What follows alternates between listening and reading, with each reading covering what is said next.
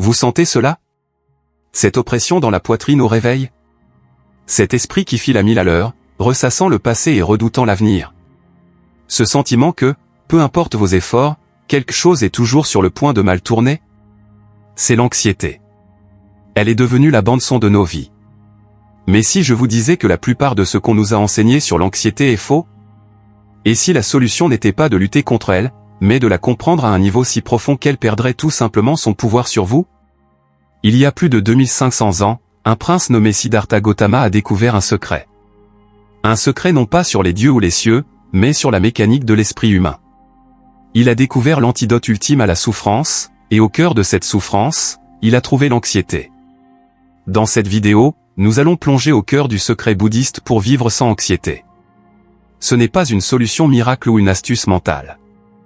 C'est une carte profonde pour reconfigurer votre relation avec la réalité elle-même.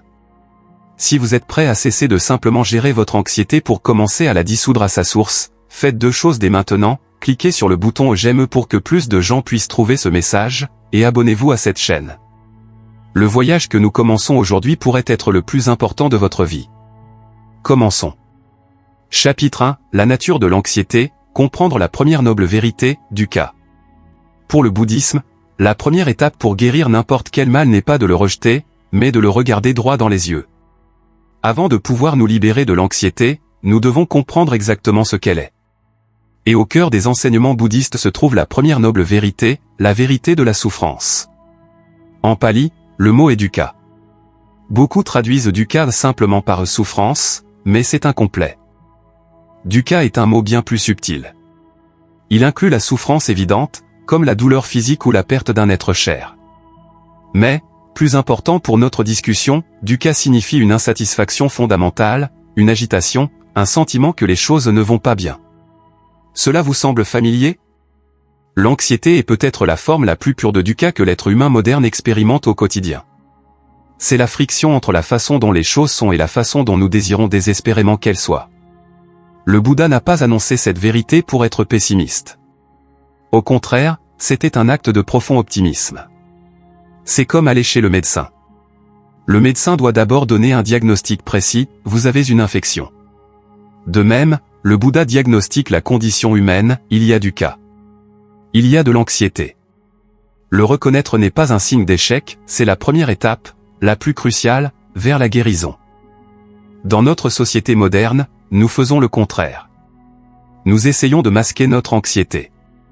Nous l'anesthésions avec le divertissement, la noyons dans le travail ou la supprimons avec des substances.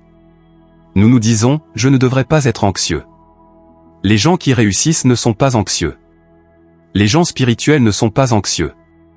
Le bouddhisme nous donne une permission totale. Il dit, l'anxiété existe. Elle fait partie de l'expérience humaine de base. Regardons-la. Au moment où vous cessez de lutter contre la présence de l'anxiété, quelque chose de magique se produit. Vous cessez d'ajouter une seconde couche de souffrance. Le bouddhisme parle de la seconde flèche. La première flèche est l'événement douloureux lui-même, peut être une facture imprévue, une critique au travail ou l'incertitude de l'avenir. Cela cause de la douleur. C'est inévitable, la vie nous décoche des flèches. L'anxiété, cependant, est la seconde flèche. C'est la flèche que nous nous tirons nous-mêmes. La première flèche touche sa cible, et nous réagissons par « Pourquoi moi ? C'est terrible. Je ne le supporterai pas. Et si ça recommençait ? Et si c'était pire ? » C'est la rumination, la panique, l'inquiétude chronique. Cette seconde flèche est l'anxiété. Le Bouddha a enseigné que, bien que nous ne puissions pas toujours éviter la première flèche, nous pouvons très certainement apprendre à ne pas tirer la seconde. Lorsque nous comprenons l'anxiété comme dukkha, nous cessons de la traiter comme un ennemi personnel et commençons à la voir comme un phénomène impersonnel. L'anxiété n'est pas la vôtre, elle ne définit pas qui vous êtes. C'est une énergie mentale, un schéma de pensée conditionné qui surgit et disparaît. Le problème, c'est que lorsqu'elle surgit, nous nous y agrippons. Nous nous identifions à elle. Nous disons « je suis anxieux » au lieu de « je ressens de l'anxiété ». C'est une distinction vitale. Vous n'êtes pas le nuage d'orage, vous êtes le ciel vaste et ouvert où passe le nuage d'orage. La première noble vérité nous invite à devenir des observateurs scientifiques de notre propre anxiété. Au lieu d'être emportés par elle, nous sommes invités à demander, qu'est-ce que c'est? Qu'est-ce que cette sensation dans mon estomac? Qu'est-ce que ce schéma de pensée accéléré? Quelle est la texture de mon anxiété? Lorsque vous faites cela, vous passez de la position de victime de l'anxiété à celle de témoin. L'anxiété adore l'obscurité, elle adore le manque de conscience. Elle opère dans l'ombre, piratant notre système nerveux. La lumière de la conscience sur le simple acte de noter voilà l'anxiété et le début de son démantèlement. Donc, la première leçon bouddhiste sur l'anxiété est la suivante, cessez la guerre. Cessez d'essayer désespérément de ne pas être anxieux. Cette lutte même est l'anxiété. Au lieu de cela, reconnaissez-la simplement. Il y a du cas. Il y a ce sentiment d'agitation. Respirez profondément et permettez-lui d'être là, un instant, sans jugement. Il n'est pas nécessaire de l'aimer. Il n'est pas nécessaire de l'approuver. Vous devez juste cesser de lutter contre le fait qu'elle est présente maintenant. Cela peut sembler contre-intuitif. Si j'accepte mon anxiété, ne va-t-elle pas tout envahir? La réponse bouddhiste est un non retentissant. Ce qui nourrit l'anxiété, c'est notre résistance à celle-ci. C'est la peur de la peur. Lorsque vous permettez à la sensation d'anxiété d'exister, sans la nourrir avec les histoires de la seconde flèche, elle perd son carburant. Elle est comme un feu qui ne reçoit plus d'oxygène. Elle surgit, atteint un piquet, si elle est observée avec pleine conscience, commence à se dissiper d'elle-même. Ceci est le diagnostic. L'anxiété est du cas. C'est la tension fondamentale de la vie. C'est la seconde flèche que nous tirons sur nous-mêmes. Et la première étape de la guérison est de reconnaître sa présence avec une acceptation courageuse et impartiale. Vous n'êtes pas cassé parce que vous ressentez de l'anxiété. Vous êtes humain. Et maintenant que nous avons identifié la maladie, nous pouvons commencer à explorer la cause. Pourquoi nous sentons-nous ainsi? Pourquoi sommes-nous si profondément insatisfaits et agités? La réponse se trouve dans la seconde noble vérité, qui révèle la racine de toute notre anxiété. Et c'est là que nous allons maintenant. Chapitre 2, la racine de toute anxiété, la seconde noble vérité, Samudya, le désir et l'attachement. Dans le premier chapitre, nous avons posé le diagnostic. Nous avons vu l'anxiété comme du cas l'insatisfaction fondamentale, la seconde flèche que nous nous tirons. Nous avons fait le pas courageux de la regarder sans jugement. Maintenant, tel un médecin habile, le Bouddha ne s'arrête pas au diagnostic. Il enquête sur la cause. Si l'anxiété est la fièvre, d'où vient l'infection? Nous arrivons ici à la seconde noble vérité, Samudya, l'origine de la souffrance. C'est peut-être l'enseignement bouddhiste le plus incompris, et en même temps, le plus libérateur. Le Bouddha déclare, avec une clarté cristalline, que la racine de toute notre souffrance, et donc de toute notre anxiété, est la soif, le désir, ou plus précisément, l'attachement. Le mot en pali est ta, qui se traduit littéralement par soif. Pensez à ce mot un instant. Soif. Ce n'est pas un désir doux. C'est une exigence désespérée, un besoin qui brûle à l'intérieur. Cette soif est le moteur de toute notre agitation. Le bouddhisme identifie 3 types principaux de cette soif, et en les explorant, vous verrez le reflet exact de votre propre anxiété. Le premier type est kamata, la soif de plaisir sensoriel. C'est le désir des choses qui nous font nous sentir bien. Cela peut être un plat délicieux, l'approbation des autres, le confort matériel, l'excitation d'un nouvel achat ou la sécurité d'une relation. Où est l'anxiété ici? Elle apparaît sous 2 formes, l'anxiété de la recherche et l'anxiété de la perte. D'abord, la recherche. Quand nous avons soif de quelque chose, nous devenons anxieux de ne pas l'avoir. Je serai heureux quand j'aurai cette promotion. Ma vie n'aura de sens que lorsque je trouverai le partenaire parfait. Ce quand est une source d'anxiété constante. Nous vivons dans un futur imaginaire, incapable de trouver la paix dans le seul endroit où la vie se passe vraiment, le présent. Ensuite, la perte. Disons que vous obtenez ce que vous vouliez. Vous avez la promotion, la relation, le confort. Maintenant, un nouveau type d'anxiété, peut-être encore plus corrosif, s'installe, la peur de perdre. Et si je suis licencié? Et s'il, elle, me quitte? Et si je tombe malade? Nous nous agrippons si fort aux choses qui nous donnent du plaisir, craignant qu'elles ne changent, que nous en devenons prisonniers. Notre attachement au plaisir nous empêche d'en profiter réellement, au lieu de cela, nous le surveillons, anxieusement. Le deuxième type de soif est bhavata, la soif d'exister ou de devenir. Celle-ci est plus subtile et profonde. C'est le désir de devenir quelque chose, de solidifier notre identité, d'être quelqu'un. C'est l'anxiété sociale, le perfectionnisme, le syndrome de l'imposteur. C'est la voix dans votre tête qui dit « Tu dois réussir. Tu dois être vu comme intelligent. Tu dois être un bon père, une bonne mère, un bon fils. » Cette soif d'être est la racine de l'anxiété de performance. Le moi devient un projet qui doit être constamment défendu, amélioré et prouvé. La peur d'échouer n'est pas seulement la peur d'une conséquence pratique, c'est la peur que notre propre existence soit invalidée. Quand nous sommes piégés dans Bhavata, toute critique semble être une attaque personnelle, et tout échec ressemble à la fin du monde. Nous essayons de construire un moi solide et permanent dans un monde qui est, par nature, fluide et impermanent. L'anxiété est le son de la friction entre notre exigence et la réalité. Enfin, nous avons le troisième type de soif, et c'est le plus directement lié à l'anxiété chronique, Vibhavata. C'est la soif de non-existence, ou plus communément, l'aversion. C'est le désir que les choses désagréables disparaissent. C'est la voix qui crie « Je ne veux pas ressentir ça ». Voici le paradoxe central de l'anxiété, la cause principale de l'anxiété chronique est notre aversion au sentiment d'anxiété. Analysons cela. Vous ressentez un inconfort initial, la première flèche. Peut-être une oppression thoracique ou une pensée inquiétante. Immédiatement, Vibhavata entre en jeu. Oh non, voilà l'anxiété. Je déteste ça. Je ne peux pas avoir une crise de panique maintenant. Il faut que ça cesse. Qu'est-ce que vous venez de faire? Vous avez déclaré la guerre à une sensation interne. Vous avez tiré la seconde flèche. Vous avez jeté de l'essence sur le feu. Votre aversion au sentiment, votre désir désespéré de ne pas ressentir ce que vous ressentez, est ce qui amplifie la sensation initiale et la transforme en panique totale. Nous devenons anxieux d'être anxieux. C'est un cycle auto-alimenté, propulsé par la soif que la réalité, ce que nous ressentons maintenant, soit différente de ce qu'elle est. L'anxiété vit dans l'écart entre ce qui est et ce que j'exige que ce soit. Donc, la seconde noble vérité nous dit que l'anxiété n'est pas un envahisseur externe. Ce n'est pas un défaut chimique aléatoire dans votre cerveau, bien qu'elle puisse avoir des composantes physiques. À la base, l'anxiété est un processus. C'est le résultat direct de notre attachement. C'est ce qui arrive quand notre désir inflexible pour le bonheur, la sécurité, une identité permanente ou l'absence de douleur entre en collision avec un monde qui est fondamentalement incertain, impermanent et hors de notre contrôle. Nous nous agrippons, et la vie tire. Nous nous opposons, et la vie pousse. L'anxiété est la tension de cette lutte. Cela peut ressembler à une mauvaise nouvelle. Alors je dois arrêter de désirer des choses? Non.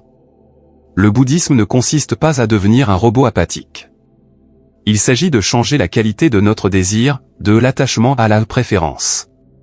Mais plus important encore, ce diagnostic est en fait une merveilleuse nouvelle. Pourquoi?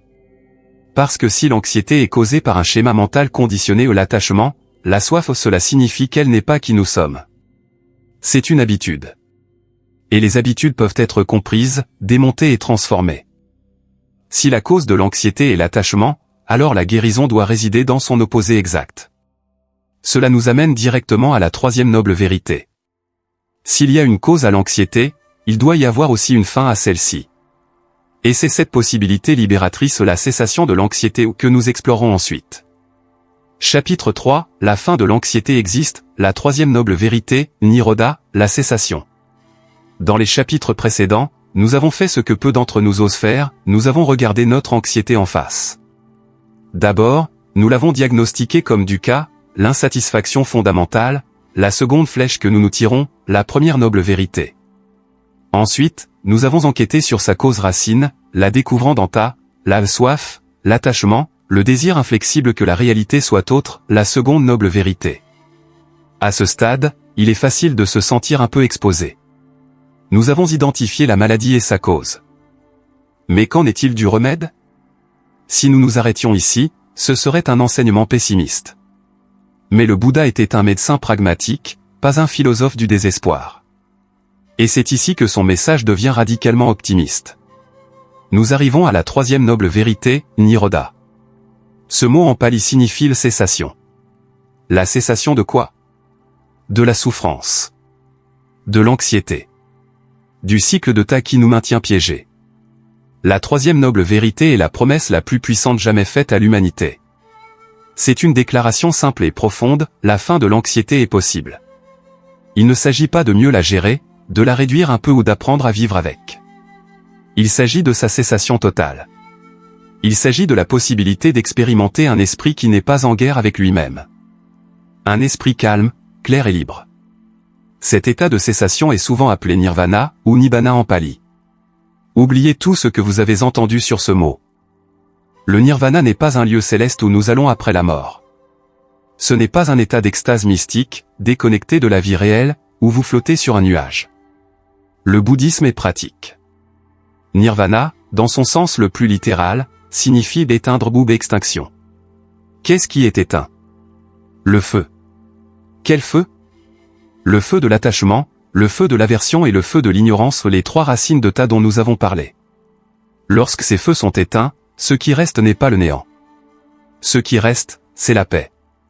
Pas une paix engourdie, mais une paix vibrante, alerte et stable. C'est la paix de ne plus être en conflit avec la réalité. C'est l'opposé de l'anxiété. L'anxiété est un état de chaleur. C'est de l'agitation, de la friction, un esprit qui brûle d'inquiétude. Niroda est la fraîcheur. C'est le calme de l'esprit qui voit les choses telles qu'elles sont et n'exige pas qu'elles soient autrement. Comment cela s'applique-t-il à votre anxiété quotidienne? Imaginons. Vous êtes coincé dans les embouteillages et vous allez être en retard à une réunion importante. L'anxiété commence à monter, première vérité, du cas. Pourquoi? Parce que vous avez un attachement, seconde vérité, la soif d'être ponctuel, la peur des conséquences, l'aversion à la sensation d'être coincé. L'esprit anxieux dit, c'est une catastrophe. Je déteste ça. Mon patron va me tuer. Je suis un raté. L'esprit décoche flèche après flèche. La cessation, niroda, ne signifie pas que vous vous téléportez magiquement à la réunion. Vous êtes toujours dans l'embouteillage. La réalité extérieure n'a pas changé. Ce qui a changé, c'est la réaction intérieure. L'esprit qui expérimente niroda reconnaît, je suis coincé dans le trafic. C'est la situation. Je ferai ce que je peux, peut-être un appel, mais paniquer ne fera pas avancer la voiture plus vite. Le feu de l'aversion est éteint. Le feu de la peur de l'avenir est éteint. Ce qui reste, c'est la réalité du moment présent, et un esprit suffisamment calme pour y faire face. C'est la liberté qu'offre le Bouddha. Ce n'est pas la libération des situations difficiles, mais la libération au milieu des situations difficiles. Le plus grand obstacle à notre croyance en Niroda est que cela semble trop beau pour être vrai. Comment ça, la fin de l'anxiété? Elle fait partie de moi. Nous nous identifions tellement à notre anxiété que l'idée de vivre sans elle donne l'impression de perdre une partie de nous-mêmes. C'est comme un prisonnier qui a vécu si longtemps dans une cellule sombre qu'il a peur de la lumière du soleil. La troisième noble vérité nous demande d'oser croire que cette paix n'est pas réservée aux moines dans les montagnes, mais qu'elle est disponible pour nous, ici et maintenant, dans nos vies désordonnées. Niroda n'est pas un objectif lointain, c'est une possibilité à chaque instant. Chaque fois que vous remarquez votre anxiété monter et qu'au lieu de lutter contre elle, aversion, ou de vous y perdre, attachement, vous l'observez simplement avec une respiration consciente, à cet instant précis, vous expérimentez un aperçu de Niroda. Vous laissez le feu de la réaction s'éteindre par manque de carburant. L'anxiété est une contraction. C'est un non à la vie. C'est l'esprit qui se ferme par peur. Niroda est une expansion. C'est un oui. C'est l'esprit qui s'ouvre à la réalité du moment présent, quelle qu'elle soit. C'est découvrir que vous êtes bien plus grand que votre anxiété. C'est découvrir que vous êtes le ciel, pas le nuage d'orage.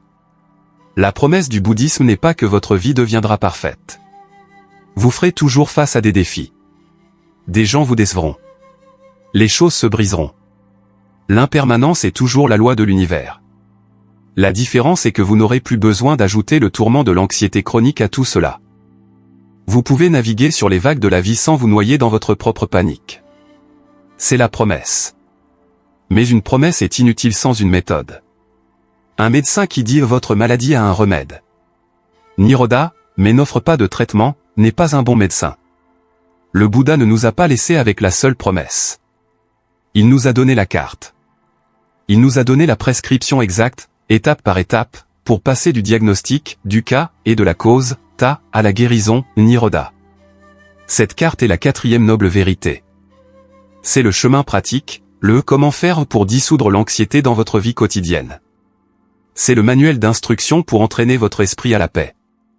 Et ce chemin incroyable, le noble chemin octuple, est ce que nous explorons en détail ensuite. Chapitre 4, la carte vers la liberté, la 4e noble vérité, Magga, le chemin octuple.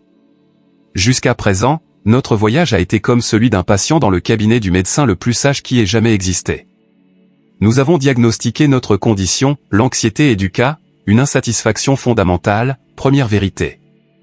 Nous avons identifié la cause, elle vient de notre attachement et de notre aversion, notre soif ou ta, seconde vérité. Et nous avons reçu la promesse radicale que la guérison est possible, la nirodha, la cessation de l'anxiété, troisième vérité. Nous arrivons maintenant au moment le plus crucial. Le moment où le médecin nous remet l'ordonnance. Le moment où le Bouddha nous donne la carte pour sortir de la forêt de l'anxiété. C'est la 4e noble vérité, Magga, le chemin. Plus précisément, c'est le noble chemin octuple. 8 étapes, 8 pratiques, 8 facettes d'une vie vécue avec sagesse, qui, lorsqu'elles sont cultivées ensemble, défont systématiquement les nœuds de l'anxiété à leur origine. C'est ce qui rend le bouddhisme si incroyablement pratique. Il ne dit pas seulement arrêtez de vous attacher ou soyez juste en paix. Il dit, voici comment faire. Voici les exercices, les outils et l'entraînement mental nécessaires. L'anxiété est un état de confusion, de chaos et de déséquilibre. Le chemin octuple est un processus pour amener l'ordre, la clarté et un équilibre profond dans notre esprit et notre vie. Pensez-y non pas comme à 8 étapes que l'on franchit en séquence, mais comme aux 8 rayons d'une roue qui doivent être présents et travailler ensemble pour que la roue de la libération tourne. Ces 8 étapes sont traditionnellement regroupées en 3 catégories, sagesse, conduite éthique et entraînement mental. Voyons comment chacune est un antidote direct à l'anxiété.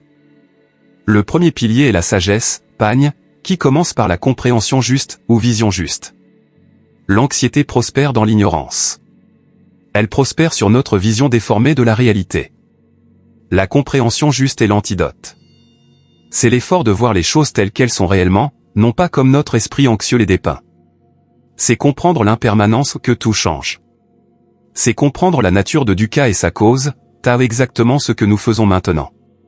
Lorsque vous commencez à voir que votre crise de panique est un événement impersonnel, une tempête de sensations et de pensées qui surgissent et passent, plutôt qu'un moi irrémédiablement brisé, c'est la compréhension juste. L'anxiété commence à perdre son pouvoir lorsque vous cessez de croire à 100% aux histoires d'horreur qu'elle raconte. La deuxième étape de la sagesse est la pensée juste, ou intention juste. L'esprit anxieux est maître en pensées injustes. Il planifie des catastrophes. Il cultive la malveillance, envers les autres et nous-mêmes. Il s'accroche à des désirs qui nous blessent. La pensée juste est l'acte conscient de cultiver l'opposé. C'est cultiver des intentions de renoncement, lâcher prise, des intentions de bienveillance, au lieu de la colère, et des intentions de non-violence, compassion. Lorsque vous remarquez votre esprit tomber dans la spirale du « et si », la pensée juste consiste à demander, cette pensée est-elle utile? Est-elle bienveillante? Mène-t-elle à la paix ou à la panique? Vous commencez à entraîner l'esprit à abandonner les schémas mentaux qui mènent directement au précipice de l'anxiété. Le deuxième pilier est la conduite éthique, SLA. Cela peut sembler déconnecté de l'anxiété, mais c'est absolument fondamental. L'éthique bouddhiste ne consiste pas à suivre des règles pour plaire à un dieu, elle consiste à comprendre que certaines actions créent de l'agitation mentale, et d'autres créent la paix. L'anxiété est souvent alimentée par la culpabilité, le remords et la peur d'être découvert. Le chemin octuple inclut la parole juste, ne pas mentir, ne pas médire, ne pas utiliser de mots durs ou diviseurs. Combien de fois devenons-nous anxieux à cause d'un mensonge que nous avons dit ou de quelque chose de cruel que nous regrettons maintenant? Une parole propre mène à un esprit propre. Il inclut l'action juste, ne pas tuer, ne pas voler, ne pas avoir une conduite sexuelle inappropriée. En termes modernes, c'est agir avec intégrité. Lorsque vous agissez en accord avec vos valeurs, vous supprimez une énorme source d'anxiété de fond. Il n'y a pas la peur d'être exposé, car il n'y a rien à cacher. Et il inclut les moyens d'existence justes, gagner sa vie d'une manière qui ne cause de tort ni à soi-même ni aux autres. Si votre travail vous oblige à compromettre votre éthique ou vous remplit de stress toxique, il sera une source constante de dukkha. Vivre avec éthique, c'est créer une fondation de tranquillité pour votre esprit. Enfin, et c'est peut-être le plus célèbre, nous avons le pilier de l'entraînement mental, samedi. C'est là que nous devenons les forgerons de notre propre esprit. Cela commence par l'effort juste. La libération de l'anxiété n'est pas passive, elle demande du travail. Mais c'est un type d'effort particulier. C'est l'effort, 1, d'abandonner les pensées nuisibles qui ont déjà surgi, 2, d'empêcher de nouvelles pensées nuisibles de surgir, 3, de cultiver des pensées bénéfiques, comme la compassion, et 4, de maintenir les pensées bénéfiques qui sont déjà présentes. C'est le travail d'un jardinier mental, enlevant les mauvaises herbes et plantant des fleurs. Ensuite vient l'attention juste, mindfulness ou sati. C'est le cœur du chemin octuple et l'antidote direct à l'anxiété. L'anxiété vit exclusivement dans le futur, l'inquiétude, ou le passé, le regret. Elle ne peut survivre dans le présent. L'attention juste est l'entraînement pour ancrer votre conscience dans le maintenant. C'est noter la respiration, les sensations du corps, les sons autour de vous, sans jugement. Lorsque l'anxiété surgit, au lieu d'être emporté par elle, l'attention juste vous permet de dire « Je note une sensation d'oppression dans la poitrine. Je note la pensée et quelque chose de mal va arriver. » Vous devenez l'observateur, pas l'otage. Et enfin, la concentration juste, samedi. C'est la pratique de la méditation profonde. C'est entraîner l'esprit à rester stable et concentré sur un seul point. Un esprit anxieux est un esprit dispersé, fragmenté et faible.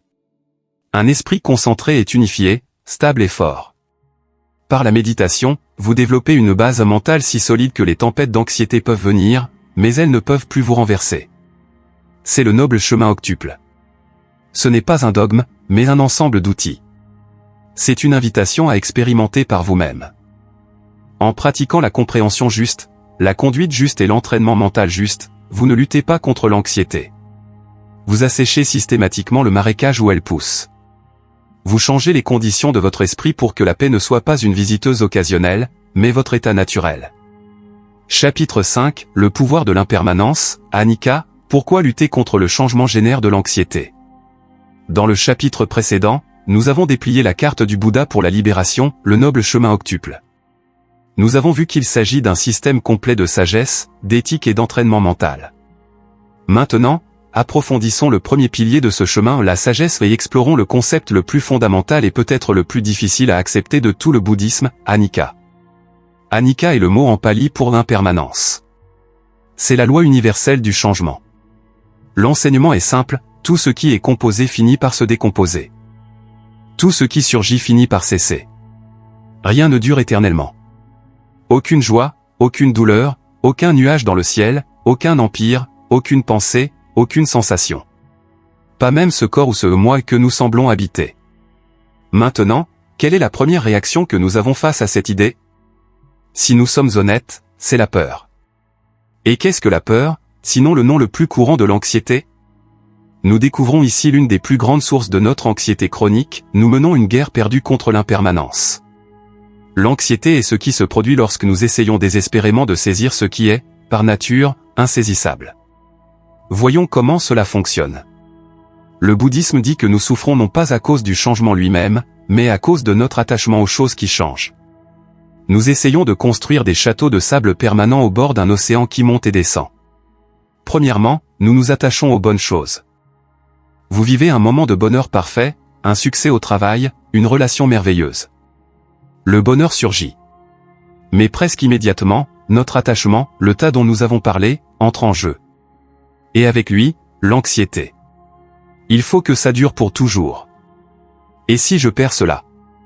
La peur de la perte du plaisir devient une ombre qui nous empêche de profiter du plaisir pendant qu'il est là. Avez-vous déjà été si heureux que vous en avez eu peur? C'est la non-compréhension d'Anicca. Mais la véritable anxiété vient de l'autre côté de la médaille, notre aversion pour les choses désagréables. Lorsque des sentiments difficiles surgissent, tristesse, ennui, peur ou l'anxiété elle-même, nous avons la même réaction d'attachement, mais sous forme d'aversion. Je ne veux pas de ça. Ça doit cesser maintenant. Nous luttons contre l'expérience désagréable, exigeant qu'elle soit permanente dans son absence. L'anxiété est, par essence, un échec à accepter l'impermanence des sentiments. Lorsque vous avez une crise de panique, qu'est-ce qui la rend si terrifiante? Ce n'est pas seulement la sensation physique, bien qu'elle soit intense. C'est la pensée qui l'accompagne, et si je me sens comme ça pour toujours? Et si je deviens fou? Et si je ne redeviens jamais normal? C'est la peur que cette expérience horrible soit permanente. L'enseignement d'Annika est l'antidote direct à cette terreur. C'est un rappel doux, mais ferme, d'un sage ancien, cela aussi passera. Lorsque vous comprenez Annika profondément, pas seulement comme un concept intellectuel, mais comme une vérité ressentie dans votre corps, votre relation à l'anxiété change à jamais. Lorsque l'anxiété surgit, au lieu d'être kidnappé par la panique de la permanence, vous pouvez commencer à l'observer avec la curiosité d'Annika. Ah, voici cette sensation d'oppression. C'est intense. Mais je sais, de fait, qu'elle est impermanente. C'est une combinaison d'énergie, de pensée et de sensations. Elle est faite de parties. Et comme tout ce qui est fait de parties, elle va se dissoudre. Vous arrêtez de lutter contre la vague et apprenez à surfer dessus, sachant qu'aucune vague ne dure éternellement. Elle va monter, atteindre son sommet et inévitablement refluer dans l'océan. La plus grande partie de la panique vient de notre tentative d'arrêter la vague à mi-chemin. Annika nous apprend à lâcher la rame et à laisser le courant du changement suivre son cours. Le problème est que nous vivons dans le déni. Nous construisons nos vies autour de l'illusion de la permanence. Nous voulons un emploi sûr, une relation sûre, un avenir sûr, un moi sûr. Nous cherchons la sécurité dans un univers qui est, par définition, incertain et en flux constant. L'anxiété est le prix que nous payons pour cette illusion. C'est le stress chronique d'essayer de maintenir debout quelque chose qui, fondamentalement, ne peut pas être maintenu. Pensez à votre inquiétude. Qu'est-ce que l'inquiétude? C'est la tentative de l'esprit de créer de la permanence et du contrôle sur un avenir qui est, par nature, impermanent et incontrôlable. L'esprit tourne en rond, créant des scénarios, essayant de prévoir et de régler des problèmes qui n'existent pas encore, tout cela parce qu'il est terrifié par l'incertitude. Le bouddhisme nous invite à faire le contraire. Au lieu de craindre l'incertitude, nous nous y relaxons. Au lieu de lutter contre le changement, nous nous alignons sur lui. Ce n'est pas de la passivité. Cela ne signifie pas que vous ne devez pas faire de plan ou prendre soin de votre vie. Cela signifie que vous faites vos plans, vous agissez avec sagesse, mais vous abandonnez l'attachement névrotique au résultat. Vous faites de votre mieux, puis vous lâchez prise, comprenant que l'univers aura le dernier mot, et que c'est un univers d'Annika. La pratique de voir l'impermanence dissout l'anxiété de deux manières. Premièrement, quand les choses vont bien, elle vous libère de la peur de les perdre, vous permettant de les apprécier plus pleinement, sachant qu'elles sont précieuses parce qu'elles sont passagères. Vous devenez reconnaissant pour le moment, au lieu d'être anxieux pour le suivant. Deuxièmement, et c'est le plus important pour ceux qui souffrent d'anxiété, quand les choses vont mal, elle vous donne une consolation profonde. Elle vous donne la certitude absolue que votre souffrance n'est pas une impasse. Ce n'est pas une sentence à perpétuité. C'est un nuage d'orage. Et peu importe à quel point le nuage est sombre, haut effrayant, le ciel au-dessus est toujours bleu, et le vent du changement souffle toujours. Annika n'est pas une vérité déprimante. C'est la vérité la plus libératrice qui soit. Elle nous dit, vous n'avez pas besoin de porter le poids d'hier, et vous n'avez pas besoin de contrôler demain. Tout ce que vous avez à faire est d'être présent au flux de cet instant.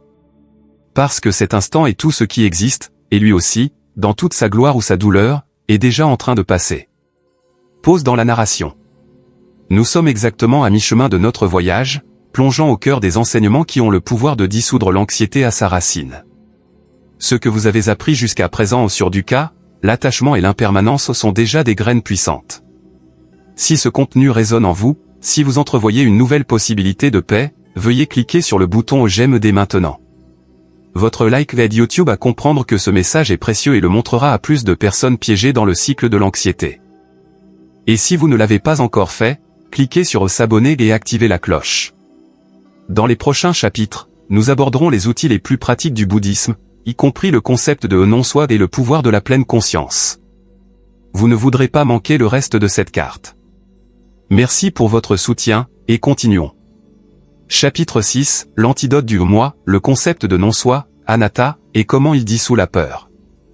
Dans les chapitres précédents, nous avons dévoilé les vérités fondamentales enseignées par le Bouddha. Nous avons vu l'anxiété comme dukkha, souffrance, sa racine dans ta, attachement, la promesse de sa nirodha, cessation, le magga, chemin, pour y parvenir, et la loi universelle d'Annika, impermanence. Nous arrivons maintenant à l'enseignement le plus profond, le plus déroutant et, finalement, le plus libérateur de tous. C'est l'antidote final au type d'anxiété le plus profond qui soit. C'est le concept d'anatta, ou non-soi. Si Anika nous dit que tout ce qui nous entoure est impermanent et changeant, anatta tourne la loupe vers l'intérieur et demande, et le vous qui observe tout cela? Qu'est-ce que c'est? Notre hypothèse de base, le système d'exploitation de nos vies, est qu'il y a un moi aux commandes. Un moi solide, permanent et séparé. Un pilote dans le cockpit, un penseur derrière les pensées, un souffrant derrière la souffrance. Nous avons un nom, une histoire, une personnalité, et nous croyons que c'est le moi. Le bouddhisme fait une analyse radicale. Il nous invite à chercher ce moi. Et ce qu'il découvre est choquant, il n'y a personne à la maison. Anatta ne signifie pas que vous n'existez pas. Vous lisez ceci. Vous êtes en vie. Anatta signifie que vous n'existez pas en tant que chose fixe, permanente et indépendante. Le moi que vous pensez être n'est pas, en réalité, une entité, c'est un processus. Le Bouddha a décomposé l'expérience humaine en 5 catégories, connues sous le nom des 5 agrégats. Il a dit que tout ce que nous appelons moi n'est qu'une combinaison temporaire de ces 5 éléments. Forme, votre corps physique et le monde matériel.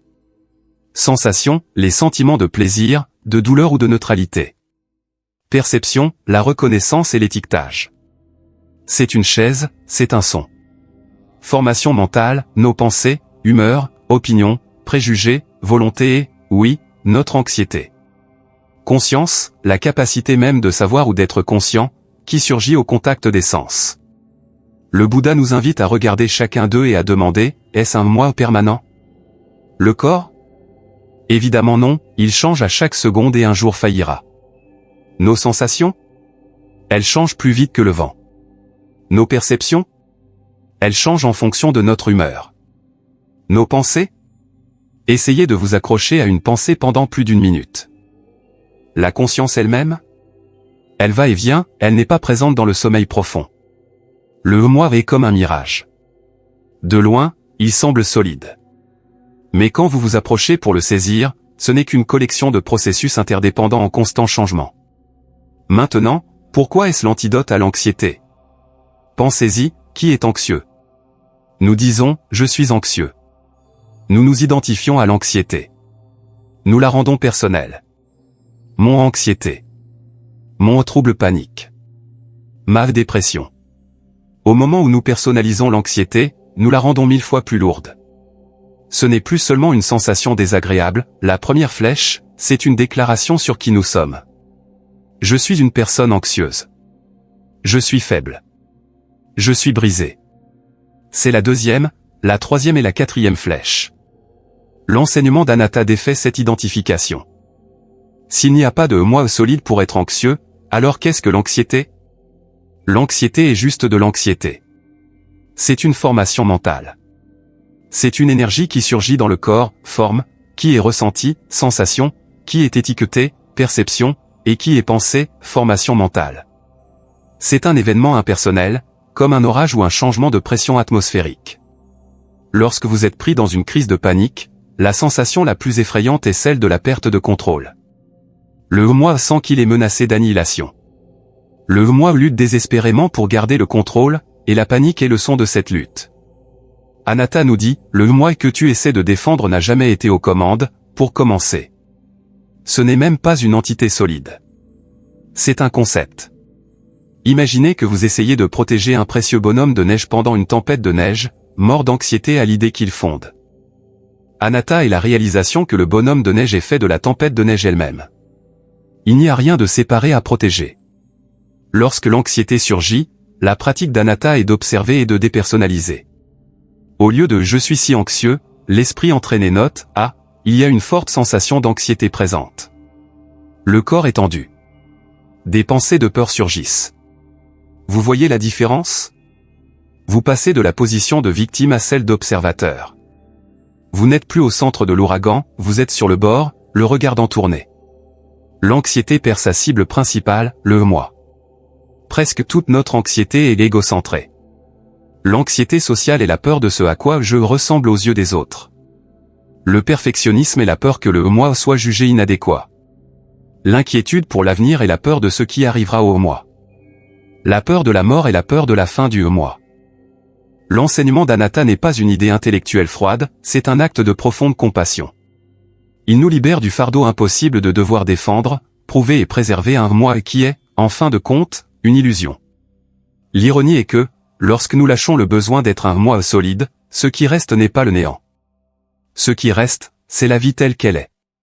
Ce qui reste, c'est la connexion, car s'il n'y a pas de moi séparé, alors nous sommes fondamentalement interconnectés avec tout le reste. La libération de l'anxiété ne vient pas de la construction d'un moi plus fort, plus courageux ou plus zen. C'est juste plus de bhavata, la soif d'être. La vraie libération vient de la vision claire à travers l'idée même du moi. Il n'y a pas de souffrant permanent. Il y a seulement la souffrance qui surgit et passe. Il n'y a pas des anxieux permanents. Il y a seulement l'anxiété qui surgit et passe. Et vous, le vrai vous, êtes la conscience spacieuse dans laquelle tout cela se produit. C'est une réalisation profonde. Mais comment la mener dans la pratique quotidienne? Comment entraînons-nous l'esprit à voir Anatta et Anicca en temps réel? Cela nous amène directement à l'outil le plus puissant de l'arsenal bouddhiste, la pratique du présent. Chapitre 7, la pleine conscience, Sati, l'outil pratique pour vivre dans le présent et désamorcer la panique. Si les enseignements profonds comme Anicca, impermanence, et Anatta, non-soi, sont la destination de notre voyage vers la sagesse qui nous libère, alors la pleine conscience, mindfulness, est le véhicule qui nous y mène. C'est l'outil pratique numéro 1 du bouddhisme, la 7e étape du noble chemin octuple, Sati, ou attention juste, est l'antidote le plus direct et immédiat à l'anxiété que vous pouvez pratiquer dès maintenant. Qu'est-ce que la pleine conscience? À la base, c'est incroyablement simple, c'est la conscience qui émerge lorsqu'on porte attention, intentionnellement, au moment présent, et sans jugement. Décortiquons cela, car c'est là que la magie opère. L'anxiété a un domaine temporel très spécifique. Elle ne peut pas survivre dans le présent. Elle n'existe qu'à deux endroits, dans le futur, sous forme d'inquiétude, de peur, de décis, ou dans le passé, sous forme de regret, de rumination, de si seulement. Lorsque votre esprit est totalement dans le futur, vous êtes anxieux. Lorsqu'il est totalement dans le passé, vous êtes déprimé ou plein de regrets. Lorsque votre esprit est totalement dans le présent, que reste-t-il? Juste l'expérience. L'anxiété est un état d'oubli. Nous oublions que nous sommes ici, maintenant. Nos corps sont à un endroit, lisant ceci, assis sur une chaise, mais nos esprits sont ailleurs, dans une réunion de demain, dans une conversation d'hier. La pleine conscience est l'acte radical de réunir votre esprit et votre corps au même endroit, au même moment. C'est l'acte de se souvenir de revenir au présent. Comment cela désamorce-t-il la panique? Imaginons un scénario typique. Vous êtes à votre bureau, et soudain, votre cœur s'emballe. Une pensée surgit, est-ce que je fais une crise cardiaque? L'anxiété s'envole, du cas. Vous commencez à vous y agripper avec aversion, non, non, non, il faut que ça cesse. Vous craignez que cela dure éternellement, ignorant Anicca, et que cela arrive à vous, que vous mourrez, l'attachement au moi, Anatta. À cet instant précis, l'esprit non entraîné est 100% kidnappé. Il fusionne avec les pensées catastrophiques. Il croit à tout. L'esprit entraîné à la pleine conscience fait quelque chose de complètement différent. Il remarque le cœur qui bat et, au lieu de sauter à l'histoire du futur, je meurs, il s'ancre dans le présent. Il demande, quelle est l'expérience réelle de cet instant? La pratique commence. Je note une sensation de battement rapide dans la poitrine. Ok. Juste une sensation. C'est désagréable, mais c'est juste une sensation. Je note que ma respiration est courte. Ok. Puis-je sentir l'air entrer et sortir? Concentrons-nous juste sur cette respiration. Je note une pensée qui dit « Je suis en danger ». Ah, bonjour, pensée. Je te vois. C'est juste une pensée. Ce n'est pas un fait. C'est un événement mental passager. Je note mes pieds sur le sol. Quelle est la sensation du sol sous mes pieds? C'est solide. C'est froid.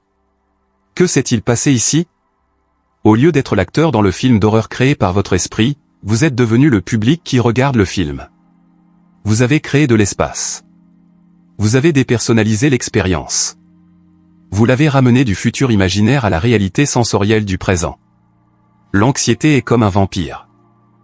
Elle prospère dans l'obscurité de l'inconscience et de la rumination. La pleine conscience est la lumière du soleil. Au moment où vous illuminez l'anxiété d'une conscience claire et sans jugement, elle commence à perdre sa force. Vous arrêtez de nourrir le monstre. Le sans jugement est la partie cruciale. Souvent, lorsque nous remarquons notre anxiété, nous la jugeons. Merde, je suis encore anxieux. Je suis si faible. Je ne m'en sortirai jamais. C'est juste plus de pensées, plus de secondes flèches. La pleine conscience sans jugement est différente. C'est une qualité de conscience qui est douce, curieuse et compatissante. C'est comme une mère sage tenant un enfant qui pleure. Elle ne dit pas à l'enfant de se taire. Elle le tient. Elle dit « Je sais, je sais. Je suis là ». Lorsque l'anxiété surgit, vous pouvez la traiter de cette façon. « Ah, te voilà, ma vieille amie l'anxiété. Je vois que tu es là. Je te sens dans mon estomac. C'est d'accord. Tu peux rester un moment.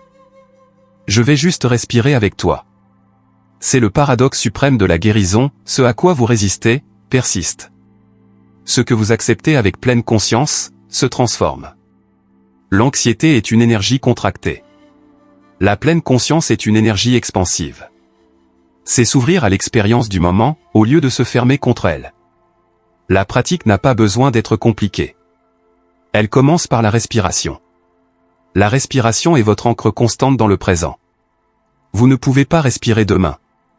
Vous ne pouvez pas respirer hier. Vous ne pouvez respirer que maintenant. Chaque fois que vous vous sentez perdu dans le brouillard de l'anxiété, arrêtez-vous. Et ressentez juste une respiration complète. Sentez l'air frais entrer, le ventre se gonfler. Sentez la pause. Sentez l'air chaud sortir, les épaules se détendre. Juste ça. Ce moment de pleine conscience est un moment de liberté. Vous pouvez pratiquer la pleine conscience en faisant la vaisselle, en sentant la chaleur de l'eau, l'odeur du savon, le glissement de l'assiette. Vous pouvez la pratiquer en marchant, en sentant la pression de vos pieds sur le sol. Chaque moment de pleine conscience est un acte d'entraînement. Vous recablez littéralement votre cerveau. Vous affaiblissez les voies neuronales de la réaction de panique habituelle et renforcez les voies de l'observation calme et de la réponse consciente. Sati, ou la pleine conscience, ne consiste pas à vider l'esprit. C'est impossible. Il s'agit de le remplir du présent. Il s'agit de remarquer les pensées sans devenir elles. C'est la pratique de revenir, encore et encore, avec douceur, au seul moment que vous avez vraiment. Et c'est dans ce moment, et seulement lui, que l'anxiété ne peut pas respirer. Chapitre 8, Cultiver la compassion, Karuna, comment l'autocompassion réduit l'anxiété chronique. Dans le chapitre précédent, nous avons exploré la pleine conscience, Sati, l'outil qui nous permet de nous ancrer dans le présent et d'observer notre anxiété sans fusionner avec elle. Nous avons appris à noter nos pensées et sensations avec une clarté impartiale. Mais le bouddhisme n'est pas un chemin froid. La sagesse, pagne, est une aile de l'oiseau de l'éveil, mais elle ne peut voler sans l'autre aile, Karuna, ou la compassion. La pleine conscience nous permet de voir ce qui se passe. La compassion est la façon dont nous nous lions à ce que nous voyons. Et c'est ici que nous trouvons la clé pour désamorcer l'anxiété chronique, celle qui semble faire partie de notre personnalité. Car, pour la plupart d'entre nous, le plus grand carburant de notre anxiété n'est pas les événements extérieurs. C'est notre propre critique intérieure. Pensez-y. Vous faites une petite erreur au travail. L'anxiété surgit, la première flèche. Et que se passe-t-il immédiatement après? Une voix dans votre tête dit, « Tu es un idiot. Comment as-tu pu faire ça? Tu vas te faire virer. Tu es un échec. » C'est la deuxième, la troisième et la quatrième flèche. Nous devenons nos propres bourreaux. Lorsque nous nous sentons anxieux, que faisons-nous la plupart du temps? Nous nous jugeons pour cela. Pourquoi suis-je encore anxieux? Je devrais être plus fort. Je déteste être comme ça. Il faut que je m'en débarrasse. C'est le Vibhavata, l'aversion, dont nous avons parlé au chapitre 2, mais maintenant elle est dirigée vers l'intérieur. C'est un acte d'auto-aversion. Nous sommes en guerre contre nous-mêmes. L'anxiété chronique est une guerre civile au sein de notre propre esprit. Le Bouddha a enseigné que Karuna, ou la compassion, est l'antidote direct à la cruauté, y compris la cruauté que nous dirigeons contre nous-mêmes. La compassion n'est pas de la pitié. Ce n'est pas de l'auto-indulgence. Ce n'est pas une excuse pour nos erreurs. Dans sa forme la plus pure, Karuna est le désir actif qu'un être, en l'occurrence, vous-même puisse être libre de la souffrance. C'est la réponse du cœur à la vue de la douleur. Notre réaction par défaut à notre propre anxiété est l'aversion et la peur. Cela ne fait que contracter davantage le corps, tendre davantage les muscles, envoyer davantage de signaux de panique au cerveau. La compassion fait le contraire. C'est un geste de chaleur, d'ouverture et de bienveillance. C'est ce dont le système nerveux a besoin pour sortir du mode combat ou fuite et entrer dans le mode repos et digestion. Alors, comment pratiquons-nous cela? Comment être compatissant quand on est au milieu d'un tourbillon de panique? Le bouddhisme nous offre une pratique très concrète, souvent appelée metta, amour bienveillant, ou karuna, compassion, envers soi-même. Elle commence exactement là où la pleine conscience s'est arrêtée. La première étape est de reconnaître la douleur, pleine conscience. Au lieu de vous perdre dans l'histoire de l'anxiété, vous reconnaissez simplement le sentiment. Vous vous dites, c'est douloureux. C'est de la souffrance. Vous nommez l'émotion. Ah, c'est de la peur. C'est de la panique. Cette reconnaissance est, en soi, un acte de courage et d'honnêteté. Vous arrêtez de vous battre et admettez simplement, je souffre en ce moment. La deuxième étape est de se connecter à l'humanité commune, anatta. L'anxiété nous isole. Elle nous donne l'impression d'être les seuls au monde à être si brisés, les seuls à ressentir cette peur. La compassion brise cette illusion. Vous vous souvenez, la souffrance fait partie de la vie. Je ne suis pas seul là-dedans. Des millions d'autres personnes ressentent exactement cela en ce moment même. Cela ne diminue pas votre douleur, mais cela enlève le fardeau de se sentir anormal ou défectueux de la ressentir. Vous rejoignez la vaste communauté des êtres humains qui, parfois, trouvent la vie difficile. La troisième étape est de répondre avec bienveillance. C'est là que la guérison active se produit. Au lieu de vous attaquer avec le fouet du critique intérieur, vous vous offrez un mot ou un geste de bienveillance. Cela peut être aussi simple que de poser la main sur votre cœur ou un geste physique de chaleur et de soutien que votre système nerveux comprend instantanément. Cela peut être de répéter une phrase bienveillante dans votre esprit, comme un mantra. Pas « tu dois te calmer ». C'est un ordre, pas de la compassion. Essayez des phrases comme « puissais-je être bienveillant envers moi-même en cet instant ?» Puissais-je m'accepter tel que je suis, avec la peur et tout le reste. C'est normal de ressentir cela. Je suis là avec toi. Puissais-je être en sécurité. Puissais-je être en paix. Au début, cela peut sembler faux, stupide ou même impossible. Votre critique intérieure peut crier « tu ne mérites pas la compassion ». C'est normal. Continuez à pratiquer. Vous construisez une nouvelle voie neuronale. L'autocompassion est ce qui vous permet d'être avec votre anxiété, comme l'enseigne la pleine conscience, sans être détruit par elle. C'est le baume qui apaise la blessure. Pensez à l'anxiété comme à un petit enfant dans votre esprit, qui est effrayé et qui crie. Le critique intérieur est le parent qui crie à l'enfant, « Tais-toi. Tu me fais honte. Arrête de pleurer. » Cela, bien sûr, ne fait que faire pleurer l'enfant plus fort et avec plus de peur. L'autocompassion est le parent sage. Il s'agenouille, regarde l'enfant dans les yeux et dit « Je sais que tu as peur. » C'est très effrayant, n'est-ce pas? Mais je suis là. Je ne vais pas t'abandonner. Quel parent, selon vous, calme l'enfant? En pratiquant Karuna, vous devenez littéralement votre propre meilleur ami, votre propre refuge. Vous cessez de chercher la sécurité à l'extérieur ou chez les autres, dans les réussites, dans les substances et vous commencez à la cultiver à l'intérieur. L'anxiété chronique diminue lorsque la voix de votre critique intérieure n'est plus la voix la plus forte dans votre tête. Elle est remplacée, moment après moment, par une voix plus sage, plus douce et plus ancienne, la voix de la compassion. Cette voix ne promet pas que vous ne ressentirez plus jamais de peur. Mais elle fait une promesse bien plus importante, quand tu auras peur, je ne t'abandonnerai pas. Et pour l'esprit anxieux, c'est la seule promesse qui compte vraiment. Chapitre 9, la pratique de la méditation, bhavana, entraîner l'esprit à la sérénité. Dans les chapitres précédents, nous avons déplié la carte complète. Nous avons vu le diagnostic de l'anxiété comme dukkha, souffrance, sa cause danta, attachement, la promesse de sa nirodha, cessation, et le magga, chemin, octuple. Nous avons exploré la sagesse de l'impermanence, anicca, et du non-soi, anatta. Nous avons plongé dans la pleine conscience, sati, comme outil pour le présent, et dans la compassion, karuna, comme baume pour notre douleur. Mais comment rassembler tout cela? Comment transformer ces idées profondes de simples concepts intellectuels en une expérience vécue? La réponse est le dernier pilier du chemin octuple, samedi, ou l'entraînement mental juste. Et l'atelier où cet entraînement a lieu est la pratique de la méditation. Le mot en pali pour méditation est bhavana, qui signifie culture ou développement. Ce mot est bien plus précis que méditation. Nous n'essayons pas de vider l'esprit. Nous cultivons des qualités. Nous cultivons l'attention, la concentration, la compassion et la sagesse. L'anxiété est l'état d'un esprit non entraîné. Un esprit non entraîné est comme un chiot sauvage, courant après chaque voiture, aboyant à chaque ombre, sautant sur chaque personne. Il est réactif, chaotique et épuisant. L'anxiété est ce qui se passe lorsque ce chiot nous entraîne vers le futur, inquiétude, ou le passé, rumination, contre notre volonté.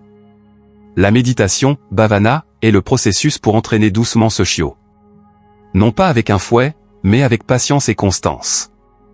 Il existe 2 types principaux de méditation sur le chemin bouddhiste qui travaillent ensemble pour dissoudre l'anxiété. Le premier est samatha, ou méditation de la tranquillité. Le second est vipassana, ou méditation de la vision profonde, insight. Samatha est ce à quoi la plupart des gens pensent quand ils imaginent la méditation. C'est la 8e étape du chemin, la concentration juste. L'objectif de samatha est de développer un esprit stable, unifié et calme. L'outil le plus courant est la respiration. Comment cela fonctionne-t-il? Vous vous asseyez. Vous fermez les yeux. Et vous placez votre attention sur un seul point, la sensation de la respiration entrant et sortant de vos narines, ou la montée et la descente de votre abdomen. C'est tout. Inévitablement, au bout de 3 secondes, l'esprit, le chiot, s'enfuira.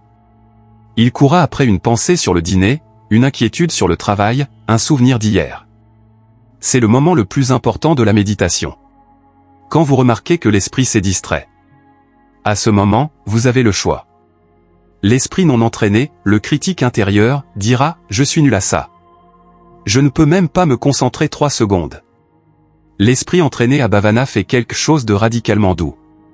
Il note simplement « Ah, une pensée. » Et, sans jugement, avec la patience d'une mère, il escorte gentiment l'attention de retour à la respiration.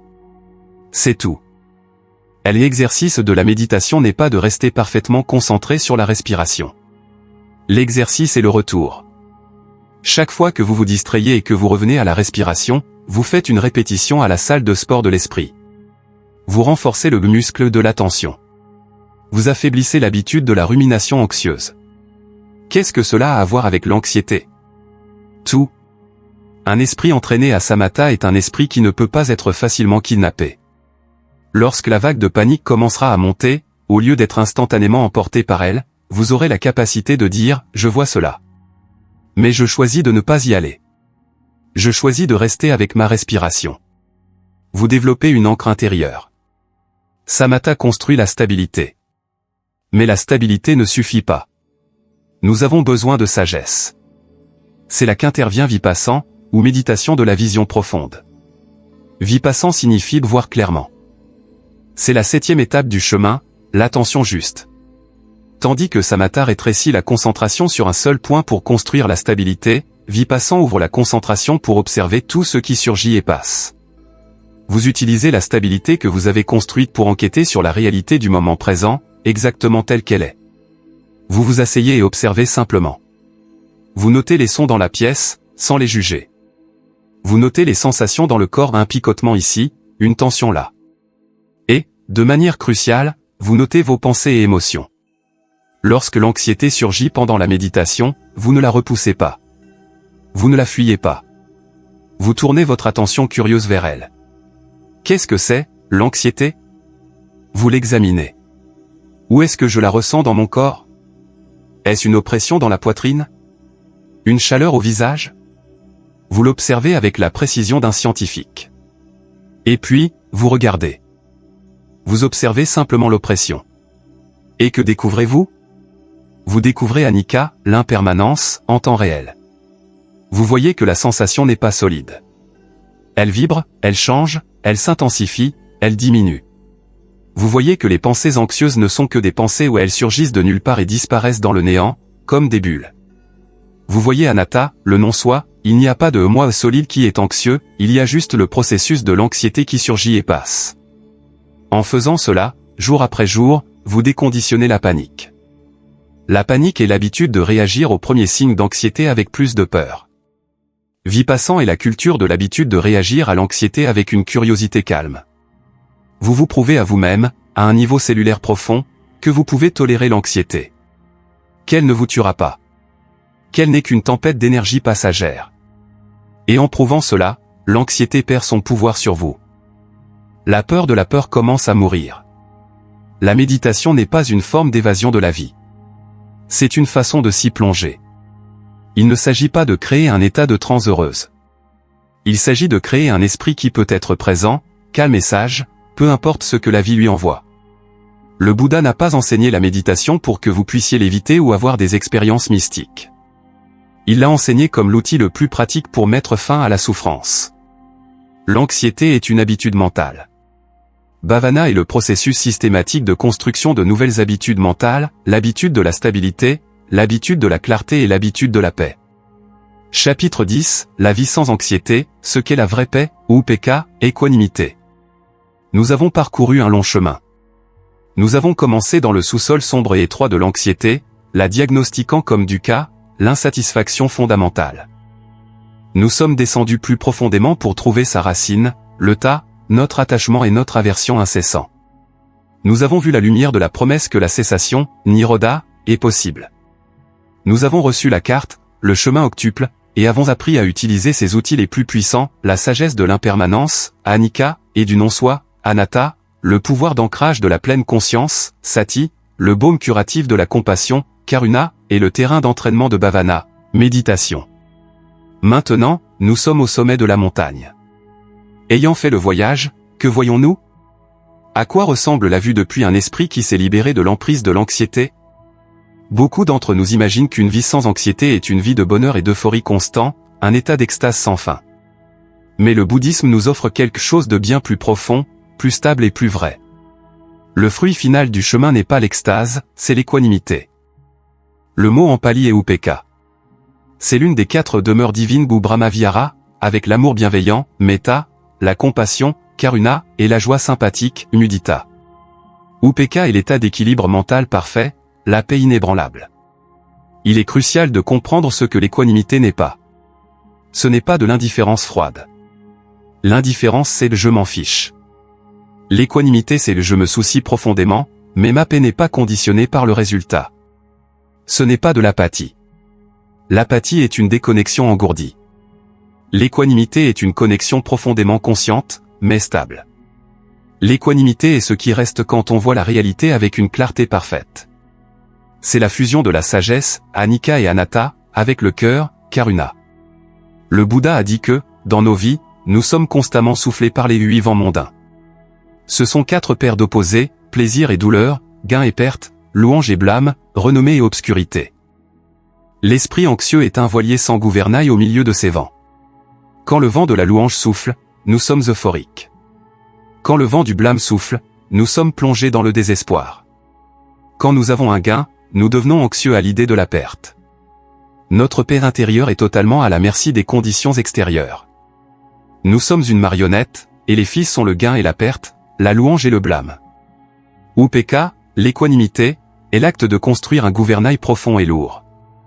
C'est la capacité d'expérimenter les 8 vents, mais de ne pas être chaviré par eux. L'esprit équanime expérimente le plaisir, et au lieu de s'y attacher désespérément, générant de l'anxiété, il le savoure pleinement, sachant qu'il est impermanent, anicca. Il l'apprécie et le laisse partir quand il passe. L'esprit équanime expérimente la douleur, et au lieu de réagir avec panique et aversion, il faut que ça cesse maintenant, il la rencontre avec compassion, karuna, et l'observe avec clarté, sati, sachant qu'elle aussi est impermanente. Mais quel est le rapport avec l'anxiété? L'anxiété est l'état de non-équanimité. C'est le déséquilibre total. C'est l'esprit qui vibre en résonance avec les pires futurs imaginaires. La vie sans anxiété n'est pas une vie où les pensées anxieuses ne surgissent plus jamais. Même une personne éveillée peut avoir la pensée « et si mon enfant se blesse ?» La différence est ce qui se passe après que la pensée a surgi. Pour l'esprit non entraîné, cette pensée est un kidnapping. Elle est saisie, crue, fusionnée. Elle devient le début d'une spirale de panique. Pour l'esprit équanime, entraîné à Vipassant et Anatta, la pensée « et si mon enfant se blesse » surgit, et elle est vue clairement et instantanément pour ce qu'elle est, juste une pensée. Ce n'est pas un fait. C'est un événement mental impersonnel. Il n'y a pas de moi solide pour s'y agripper. L'esprit la note avec clarté, peut-être même avec une touche de compassion pour l'inquiétude qu'elle représente, et la laisse passer, comme un nuage dans le ciel. L'anxiété, c'est comme écrire avec un clou dans le béton. L'habitude est si forte que la pensée laisse un sillon profond, et la pensée anxieuse suivante tombe dans le même sillon. L'équanimité, c'est comme écrire sur l'eau. La pensée surgit et l'esprit est si ouvert, si fluide, qu'elle se dissout à l'instant où elle apparaît, sans laisser de traces. C'est la vraie paix. Ce n'est pas la paix d'avoir une vie parfaitement contrôlée où rien de mal n'arrive. C'est un fantasme. La vraie paix est la paix inconditionnelle qui vient du fait de ne plus être en guerre avec la réalité. C'est la paix qui vient de la compréhension d'Anicca, les choses changent, d'Anatta, ce n'est pas personnel, et de Dukkha, lutter contre cela fait mal. Upekkha est le résultat naturel de tout l'entraînement dont nous avons discuté. Chaque fois que vous vous asseyez pour méditer, bhavana, vous construisez l'équanimité. Chaque fois que vous ramenez votre esprit à la respiration, vous renforcez votre équilibre. Chaque fois que vous notez une pensée anxieuse sans réagir, sati, vous pratiquez l'équanimité. Chaque fois que vous remplacez le critique intérieur par la bienveillance, karuna, vous cultivez le terrain pour l'équanimité. C'est la libération qu'offrait le Bouddha. Pas un paradis dans le ciel, mais la paix sur terre. La paix d'un esprit qui a finalement cessé de se battre contre lui-même. Un esprit qui est vaste, ouvert, clair et libre. Un esprit qui peut contenir à la fois la douleur et la joie de la vie dans ses bras compatissants et équilibrés, sans être brisé par aucune d'elles. C'est la fin de la souffrance. C'est la fin de l'anxiété. C'est la paix de Nibbana, disponible pour vous, ici et maintenant. Nous avons commencé ce voyage ensemble, ressentant peut-être cette oppression familière dans la poitrine, cet esprit accéléré qui définit l'anxiété. Nous avons plongé au cœur des enseignements bouddhistes, non pas comme une étude académique, mais comme un manuel de survie pour l'esprit moderne. Nous avons appris que l'anxiété n'est pas un monstre aléatoire qui nous attaque. Elle est dukkha, une insatisfaction qui vient d'une cause spécifique, notre attachement, notre soif, notre ta. Et parce qu'elle a une cause, elle a une fin.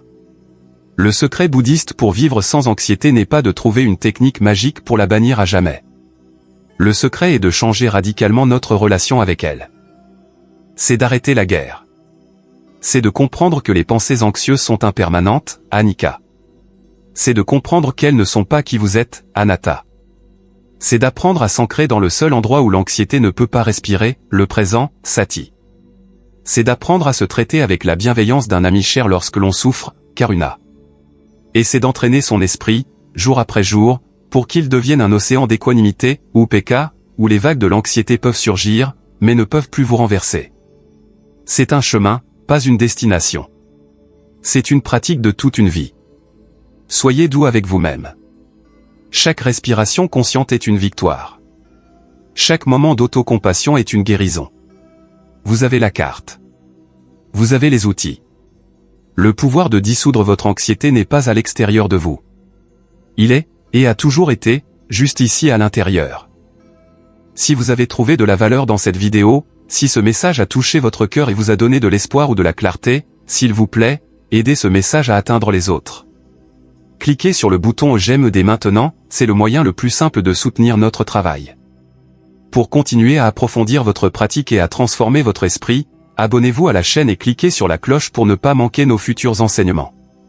Et s'il vous plaît, laissez un commentaire ci-dessous.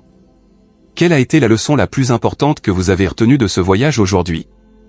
Partager votre expérience nous aide tous. Et si vous connaissez quelqu'un qui lutte contre l'anxiété, partagez cette vidéo avec cette personne. Ce pourrait être la lumière qu'elle cherchait. Merci pour votre présence et votre attention. Puissiez-vous être en sécurité. Puissiez-vous être en paix. Puissiez-vous être libre de la souffrance.